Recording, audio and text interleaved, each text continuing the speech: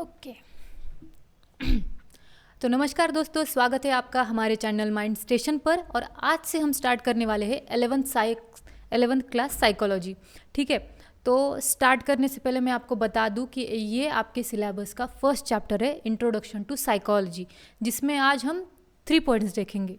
What is the psychology, history of psychology और development of psychology in India. ठीक है, तो हम फर्स्ट पॉइंट शुरू करने से पहले मैं आपको ये पूछना चाहती हूँ, अगर आप फर्स्ट टाइम ये साइकोलॉजी की स्टडी कर रहे हो तो डोंट वरी एट ऑल, मैं आपको एकदम इजी और इंटरेस्टिंग वे में समझा दूंगी। ठीक है, तो हम पहला पॉइंट स्टार्ट करते हैं, व्हाट इज़ अ साइकोलॉजी। ठीक है, psychology is the formally defined as a science which studies mental processes and behaviour. अभी साइकोलॉजी क्या स्टडी करती है? Mental processes and behaviour. अभी मेंटल प्रोसेसेस क्या होता है? जो हमारे दिमाग के अंदर जो भी थिंकिंग हो गई, हमारी मतलब जो भी हम सोचते हैं, दिमाग के अंदर जो भी हम सोचते हैं वो सब आता है मेंटल प्रोसेसेस में। ठीक है, और जो हमारा बिहेवियर मतलब क्या, ये तो आप जानते ही होंगे कि हम डेली लैंग्वेज में यूज़ करते। बिहेवियर मतलब जो भी हम करते हैं, दिन भर सोचते हैं या मतलब खाते हैं, पीते, उठते, बैठते, जो भी चीज़ें हम करते हैं उन्हें कहते हैं बिहेवियर। और साइकोलॉजी स्टडी करता है मेंटल प्रोसेसेस एंड बिहेवियर को। ये हो गई साइकोलॉजी की बेसिक डेफिनेशन। ठीक है, it's uses research and observation to understand the human mind and action. मतलब साइकोलॉजी कुछ भी गेस नहीं करती, वो ऑब्जर्व करती है, रिसर्च करती है, उसके बाद वो अंडरस्टैंड करती है ह्यूमन माइंड और उसकी एक्शन को। ठीक है, तो साइकोलॉजी मतलब बस पागल लोगों का सब्जेक्ट नहीं है, ये नॉर्मल लोगों का भी सब्जेक्ट है, इंक्लूडिंग यू एंड मी। बस गेस नहीं करता वो। तो अब हम देखेंगे कि साइकोलॉजी हमें किन किन चीज़ों में हेल्प करती है। It help us understand how to people think, feel and act. ठीक है, किन किन चीज़ों में हेल्प करती है? जो भी लोग सोचते हैं, क्या फील करते हैं, क्या एक्ट करते हैं, उन चीज़ों में साइकोलॉजी हमें हेल्प करती है। जैसे कि देखो, अगर एक क्लास में बहुत सारे स्टूडेंट है और एग्ज़ाम चालू है, तो उस टाइम पे कुछ स्टूडेंट ये सोच रहे होते कि यार पेपर कैसा आएगा, पता नहीं क्या क्वेश्चंस आएंगे, मैं लिख पाऊँगा या नहीं पाऊँगा। कुछ स्टूडेंट ऐसा सोचते, कुछ स्टूडेंट ऐसे होते कि ठीक है जो भी आए मैं लिख लूँगा, देख लेंगे आगे जो भी होता है। और वही उसी एग्ज़ाम हॉल में कुछ स्टूडेंट एंग्शियस फील करते कि यार होगा या नहीं होगा, क्या होगा, इस फीलिंग से मतलब इस थिंकिंग से वो एंग्शियस हो जाते।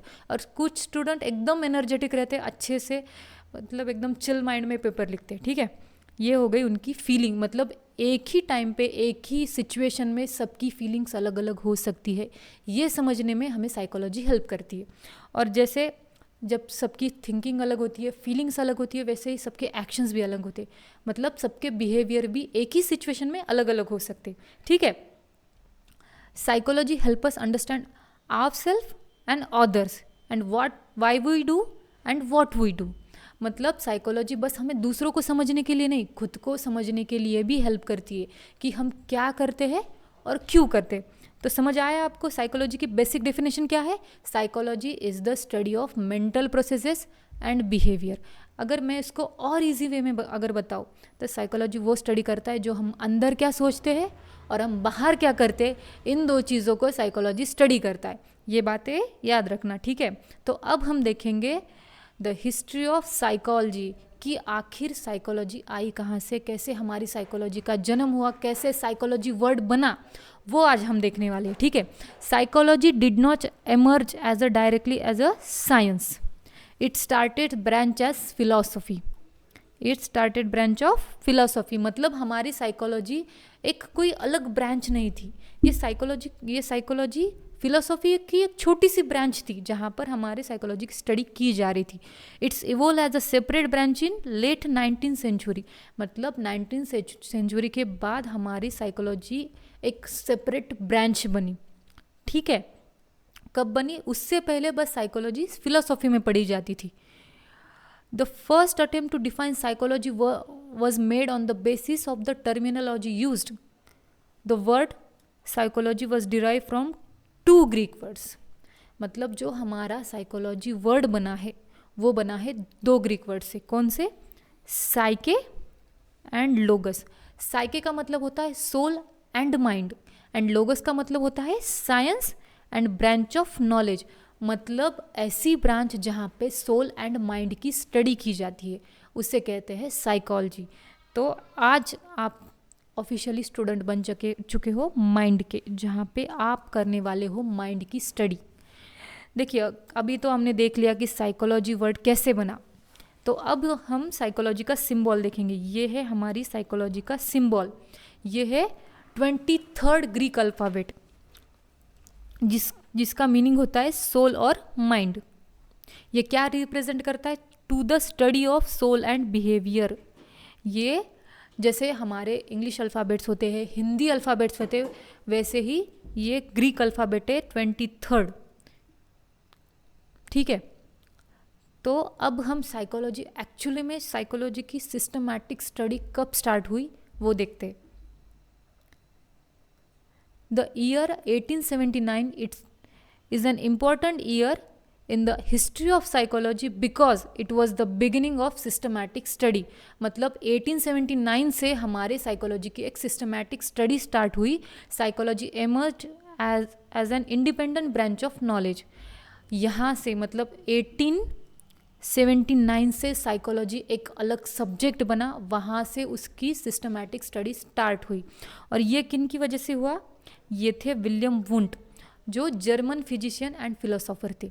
मतलब इन्होंने अभी कहा कि बस हो गया, अभी गेस वगैरह करना छोड़ दो, अभी इस पे एक्सपेरिमेंट करते।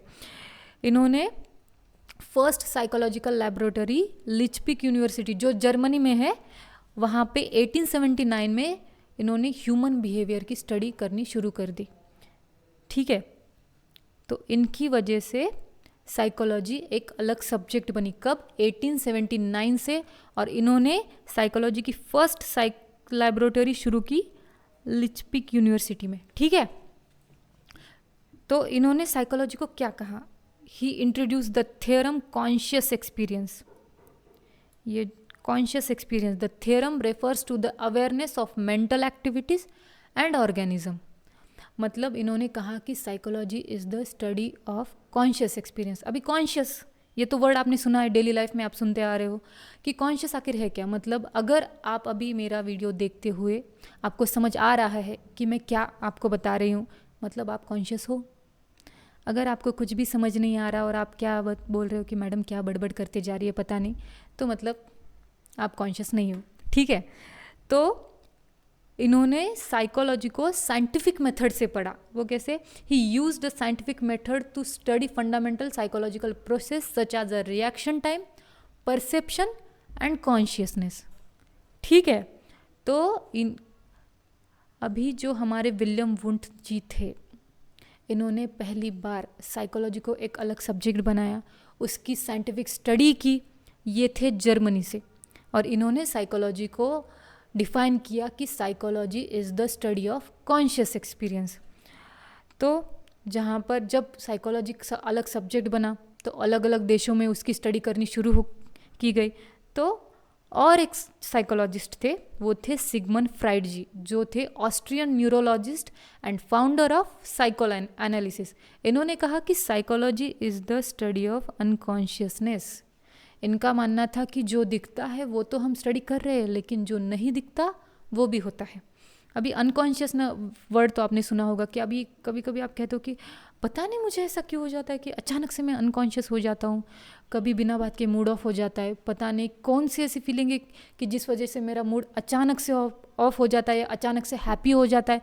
ये सब चीज़ें तो हमें पता नहीं होती। तो ये होता है हमारे अनकॉन्शियस माइंड में छुपे हुए डिज़ायर्स, फीलिंग्स, फियर्स, ये सब हिडन होते हैं हमारे अनकॉन्शियसनेस में।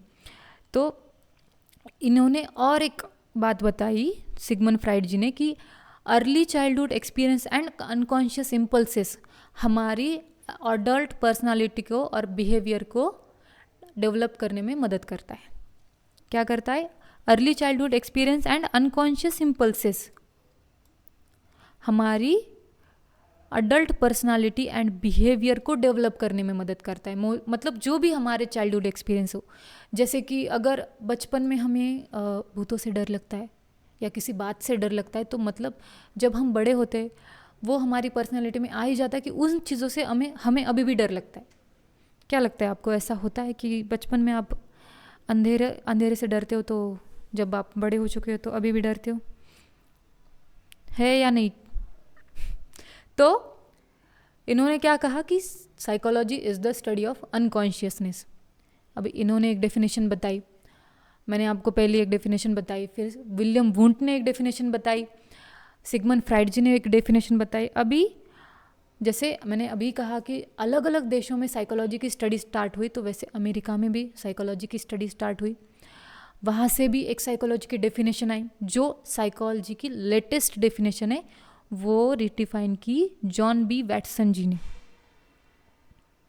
ये थे अमेरिकन साइकोलॉजिस्ट जिन्होंने कहा कि psychology is the study of human behaviour and mental processes. जो पहली डेफिनेशन मैंने आपको बताई वो थी इनकी, जॉन बी वैटसन इनकी।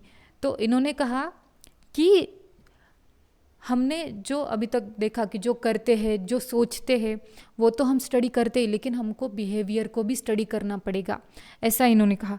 तो इनकी जो डेफिनेशन है वो कितनी वैलिड है, इसको देखने के लिए हमने इसे 3 पार्ट में डिवाइड किया। एक है बिहेवियर, दूसरा mental processes and scientific method. ठीक है, तो बिहेवियर का मतलब तो आप जानते हैं कि बिहेवियर मतलब जो भी हम करते हैं वो। तो बिहेवियर के 2 टाइप्स है, एक ओवर्ट बिहेवियर एंड एक कोवर्ट बिहेवियर। अभी ओवर्ट बिहेवियर में वो आता है कि जो आप करते हैं वो दिखाई देता है, जैसे कि बात करना, चलना, बैठना, उठना, खाना पीना, वो सब चीज़ें आती है ओवर्ट बिहेवियर में। जैसे कि अभी आप मेरा वीडियो देख रहे हो, तो ये आ गया आपका ओवर्ट बिहेवियर में। ठीक है, और कोवर्ट बिहेवियर मतलब जो आपके दिमाग के अंदर चल रहा है। मतलब अभी आप मेरा वीडियो देख रहे हो, तो अगर आपको समझ आ रहा है तो आप मुझे थैंक यू बोल रहे होंगे कि मैम आप बहुत अच्छे से पढ़ा रही हो, तो ये हो गया आपका कोवर्ट बिहेवियर। लेकिन अगर आप बोल रहे हैं कि पता नहीं क्या बोले जा रही है, तो ये भी कोवर्ट बिहेवियर में आता है। तो ऐसे हो गया हमारे बिहेवियर के 2 टाइप्स। अब हम देखेंगे कि साइकोलॉजी में जॉन बी वैटसन ने एक मॉडल लाया, वो था SOR model. SOR model, where S stand for stimulus, O stand for organism and R stand for response. मतलब किसी एक्शन को जब हम एक रिएक्शन देते हैं उसे कहते हैं SOR। अब ये डेली लाइफ में रोज़ होता है, तो मतलब ये इतना फास्ट हो जाता है कि आपको समझ नहीं आता कि ये हो रहा है, लेकिन इसको साइंटिफिकली जो पढ़ा गया है उसे नाम दिया गया है SOR मॉडल। तो यहाँ पे मतलब एक स्टिमुलस है, आपके ऑर्गेनिज्म को वो बात पता चली और उस पर आपने जो रिस्पॉन्स किया वो हो गया आपका SOR मॉडल। फॉर एग्जांपल, अभी आप वीडियो देख रहे हो और आपको एक मैसेज आया और उसका आपने रिप्लाई किया, क्या हुआ? स्टिमुलस मतलब आपका मैसेज हो गया, आपने देखा कि मैसेज आया और उसके बाद आपने मैसेज का रिप्लाई किया, वो हो गया रिस्पॉन्स। ये हो गया हमारा SOR मॉडल। उसके बाद है mental processes. In psychology we study internal as well as external factor of behaviour. मतलब साइकोलॉजी में हम बाहरी ही नहीं, अंदर की भी बिहेवियर जो हम है हमारे, वो स्टडी करते हैं। Here we study mental processes of an individual. It include thinking, memory, emotion, motivation and perception. ठीक है, तो यहाँ पे जो हमारे दिमाग के अंदर चलने वाली चीज़ें हैं, जो प्रोसेस हमारे दिमाग के अंदर चलती है, वो स्टडी किया जाता है साइकोलॉजी में। ठीक है, और अब देखते हैं scientific method. Experiment means an objective observation in controlled condition. Here a researcher can test his assumption by observing and collecting the data from sample population. This observation can be generalized for analyzing human behavior. मतलब psychology guess नहीं करती, psychology में scientific study की गई human behaviour को समझने के लिए। मतलब जो हमारी डेफिनेशन है, the psychology study of human behaviour and mental processes, ये वैलिड इसलिए क्योंकि इसकी साइंटिफिक स्टडी की गई। ठीक है, अभी हमने क्या देखा कि साइकोलॉजी की लेटेस्ट डेफिनेशन। अब हम देखते हैं cognition. During the 1950 and 1960s, focus of psychology shifted from behavior to cognitive processes. Psychology studies processes like perception, thinking, memory and problem solving. मतलब जो भी हमारे दिमाग के अंदर चलने वाली प्रक्रिया है। तो कॉग्निटिव साइकोलॉजिस्ट कहते हैं कि अभी बिहेवियर के बारे में, मतलब जो भी हम बाहरी बर्ताव करते वो तो हम स्टडी कर ही रहे हैं, लेकिन जो हमारे दिमाग के अंदर चल रहा है उसको अब हम स्टडी करेंगे। उसमें क्या क्या आता है? परसेप्शन, मेमोरी,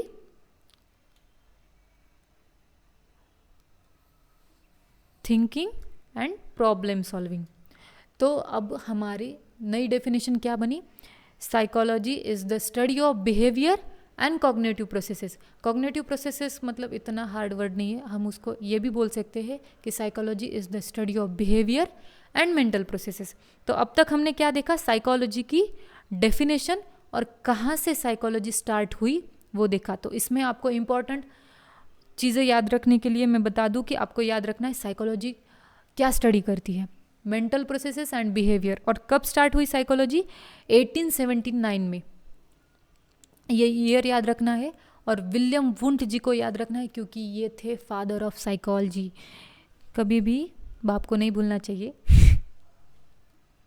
तो आगे हम देखेंगे कि साइकोलॉजी इंडिया में कब से कैसे डेवलप हुई, ठीक है। उसमें हम देखेंगे हिस्ट्री ऑफ साइकोलॉजी, की and theory concepts, research method, application in India, ठीक है। तो उसमें हम पहले देखेंगे कि द ड्यूल हेरिटेज, मतलब इंडिया में साइकोलॉजी जब आई उस टाइम कैसी थी। India has a rich philosophical tradition focus on human consciousness, self, mind body relation and mental functions, ठीक है। Human consciousness, self, mind body relation and mental processes, mental functions. मतलब India में पहले psychology नहीं थी, वो फिलॉसफी का एक पार्ट था। मतलब उस टाइम भी हमारे इंडिया में साइकोलॉजी पढ़ी जाती थी, लेकिन फिलॉसफी में। वहाँ पे क्या पढ़ा जाता था? Human consciousness, self, mind body relation and mental functions. और वहाँ पे कॉग्निशन, परसेप्शन, रीजनिंग, मतलब उस टाइम भी लोग ये पढ़ते थे कि हम क्या सोच रहे हैं, क्या कर रहे हैं, क्या फील करते हैं, उस बारे में भी उस टाइम पढ़ा जाता था, ठीक है। मतलब हम भी कहीं पीछे नहीं थे, हम भी पढ़ते थे, लेकिन एक अलग तरीके से। उसके बाद आई वेस्टर्न साइकोलॉजी इंडिया में। Despite this deep roots, modern psychology in India was initially dominated by Western model with the little influence from traditional Indian philosophy until much later। मतलब जब हमारे इंडिया में वेस्टर्न साइकोलॉजी आई, तब हम जो पढ़ते थे वो भूल के, वो छोड़ के इनके पीछे भागने लगे। वेस्टर्न साइकोलॉजी को अप्लाई किया, हमने वेस्टर्न मॉडल अपनाया, अपना मॉडल छोड़ के। हमारे पास जो इतना सब था ये सब छोड़ के हमने इनको अपनाया, ठीक है। तो इसमें हम देखते हैं कि साइकोलॉजी इंडिया में कब आई। The foundation early 20th century, मतलब the formal discipline began in the early 20th century heavily influenced by European and American training. मतलब हमारे इंडिया में साइकोलॉजी कब आई? 20th सेंचुरी में, बहुत लेट आई थी। और ये इन्फ्लुएंस थी, मतलब इन पे ज़्यादा प्रभाव किसका था? वो था यूरोपियन एंड अमेरिकन ट्रेनिंग का। मतलब जो वेस्टर्न कंट्रीज़ में जो पढ़ा जा रहा था वो इंडिया में पढ़ा जा रहा था उस टाइम पे। वहाँ पे 1950 में first psychology syllabus experimental psychology and first lab establish Calcutta university. मतलब जब साइकोलॉजी स्टार्ट हुई तो उसकी पहली लैब बनी थी कलकत्ता यूनिवर्सिटी में, वो था डिपार्टमेंट ऑफ फिलोसॉफी का। वहाँ पे पहली लैब बनी साइकोलॉजी पे, और वहाँ पे सिलेबस कौन सा था? एक्सपेरिमेंटल साइकोलॉजी का, ठीक है। फिर 1960 में साइकोलॉजी का एक अलग डिपार्टमेंट बना। कहाँ? कलकत्ता में ही। अभी एक वही यूनिवर्सिटी में बनेगा ना जहाँ से स्टार्ट हुई, तो वहाँ पे पहला साइकोलॉजी का डिपार्टमेंट बना। First department of applied psychology created 1938। मतलब पहले डिपार्टमेंट बना साइकोलॉजी का 1960 में, और अप्लाइड का साइकोलॉजी का डिपार्टमेंट बना 1938 में, ठीक है। और ये किन की वजह से बना? ये थे डॉक्टर NN सेनगुप्ता जी। ये थे trend in the USA under the tradition of William wound, मतलब ये फॉलोअर थे विलियम वुंड जी के। और इन्होंने फर्स्ट साइकोलॉजी का डिपार्टमेंट बनाया इंडिया में कलकत्ता यूनिवर्सिटी में। मतलब हमारे इंडियन साइकोलॉजी के जो फादर थे वो थे SN गुप्ता जी, NN सेनगुप्ता जी, सॉरी। और इनके बाद और एक प्रोफेसर थे जी बोस जी, जो trend in Freudian psycho analysis, establish the Indian psycho analytical association 1922 इन कोलकाता। वहीं पे इन्होंने साइको एनालिटिकल की एक एसोसिएशन बनाई, वो थे प्रोफेसर जी बोस। मतलब शुरुआत इन्होंने करी डॉक्टर NN सेनगुप्ता जी ने, फिर इन्होंने ये जो प्रोफेसर थे जी बोस, इन्होंने एक अलग डिपार्टमेंट बनाया इंडियन साइको एनालिटिकल एसोसिएशन। ये कब? 1922 में। From deep philosophical roots to western foundation Indian psychology journey began. मतलब हमारे जो साइकोलॉजी थी ये ड्यूल हेरिटेज, मैंने क्यों कहा? इसलिए क्योंकि ये मिक्सचर था इंडियन साइकोलॉजी का और वेस्टर्न साइकोलॉजी का। इसलिए यहाँ पे ये जो हमारी साइकोलॉजी की जर्नी स्टार्ट हुई, वहाँ पे हमें सबसे ज़्यादा जो हमारे रूट्स मिलते हैं वो इन वेस्टर्न साइड के। उसके बाद हम देखते हैं कि द 4 फेजेस ऑफ डेवलपमेंट, मतलब जहाँ से हमारी साइकोलॉजी स्टार्ट हुई उसके बाद उसकी डेवलपमेंट कैसे हुई वो हम देखते हैं। Psychology in a third world country, ये थी बुक दुर्गानंद सिन्हा जी की, जिन्होंने ये लिखी थी 1986 में। Psychology in the third world country. In his book psychology in a third world country, Sinha identifies 4 distinct stage of discipline growth in India. मतलब इन्होंने जो बुक लिखी थी दुर्गानंद सिन्हा जी ने 1986 में, तो इन्होंने इसके 4 फेजेस बताए जहाँ पे साइकोलॉजी की डेवलपमेंट हुई, ठीक है। तो पहला फेज था इमिटिव फेज। ये कब का था? प्री इंडिपेंडेंट का, मतलब जब भारत आज़ाद होने वाला था उसके पहले का टाइम, इमिटिव फेज। तो यहाँ पे साइकोलॉजी का फोकस कहाँ पे था? Focus on experimental, psycho analytic and psychological testing, research and research base of western models. Imitative phase क्या था? सब कुछ कॉपी पेस्ट, जो हम हमारे फ्रेंड की बुक करते हैं। जब मैम ने बोला कि कल बुक कंप्लीट करके लाओ और आपका हुआ नहीं, तो जैसे हम हमारी फ्रेंड की बुक कॉपी करते वैसे ही हमने पूरा वेस्टर्न ट्रेडिशन इंडियन साइकोलॉजी में कॉपी किया।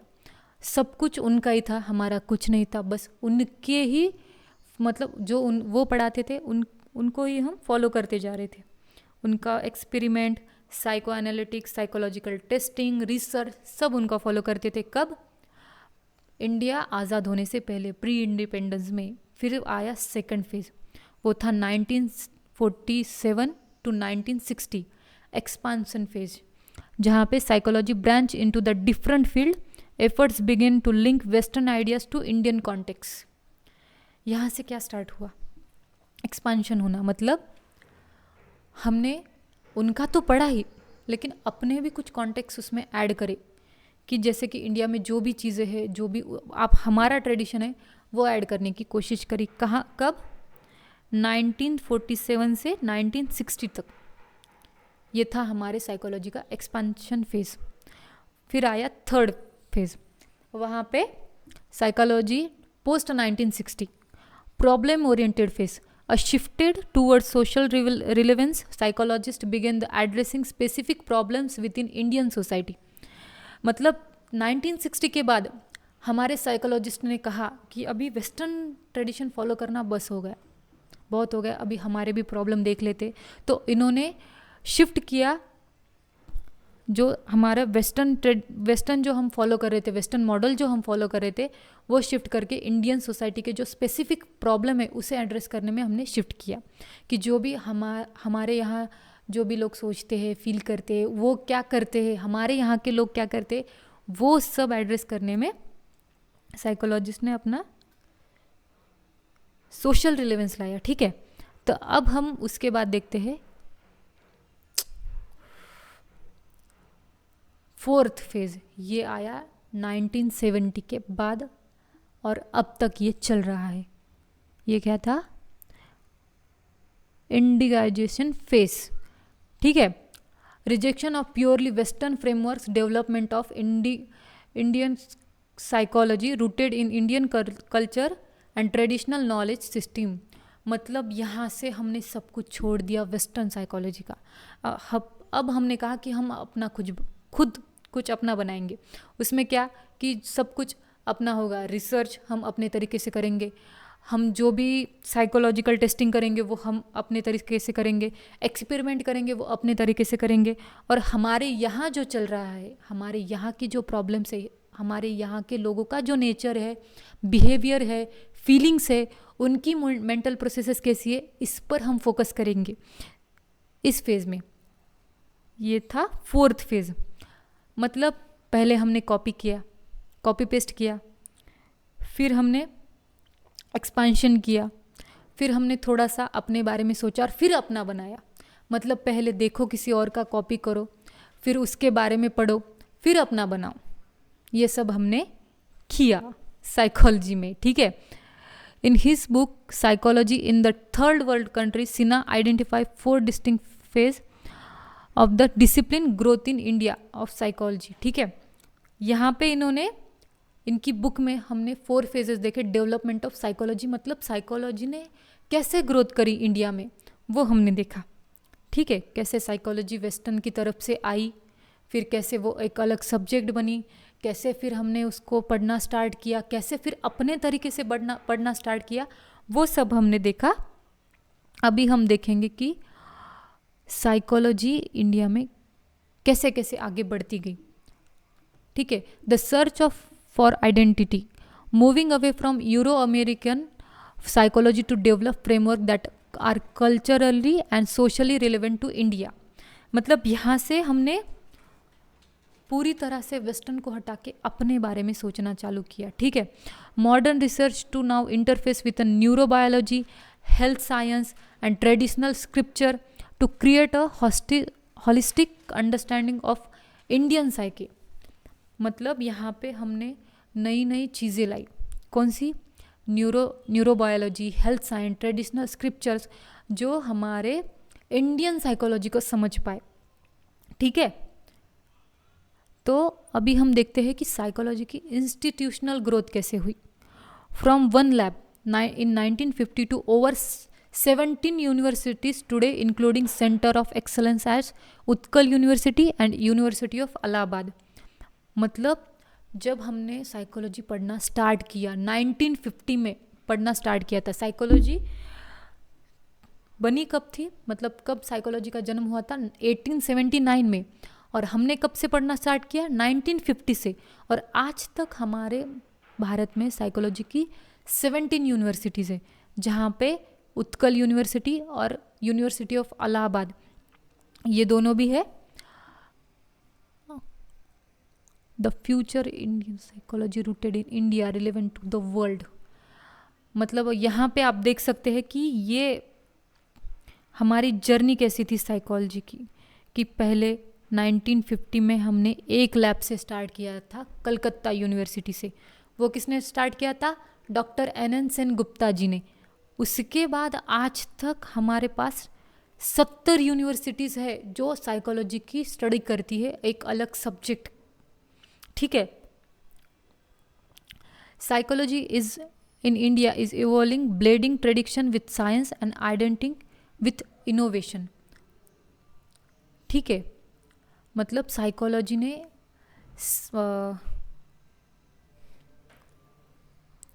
Evolving, blending tradition with science, identing with innovation. मतलब साइकोलॉजी ने अलग अलग रिसर्च किए।